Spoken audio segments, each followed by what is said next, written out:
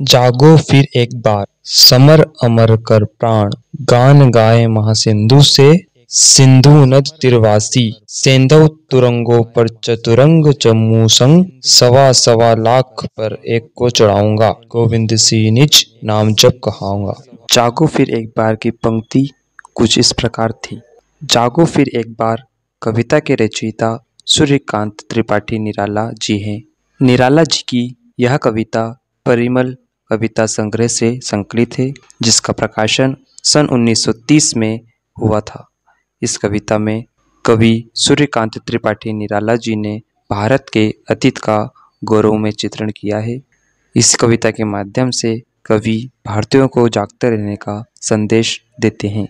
इस कविता में उस समय का वर्णन है जब भारत अंग्रेजों के हाथों पराधीन था। इस कविता में कवि ने पराधीनता से निराश होकर भारतीय जन के लिए कुछ चिंतन किया है और सुप्त भारतीय जनता को उनके गौरवमय अतीत की याद दिलाते हुए उन्हें जगाने का आह्वान किया है। कवि के अनुसार पराधीनता के उस युग में अनेक भारतीयों की अंतरात्मा सोई हुई थी। कवि निराला जी ने जागो फिर एक बार कविता में भारतीयों को उद्बोधन दिया कि स्वतंत्रता प्राप्ति के महासंग्राम में योद्धा की तरह संघर्ष करो।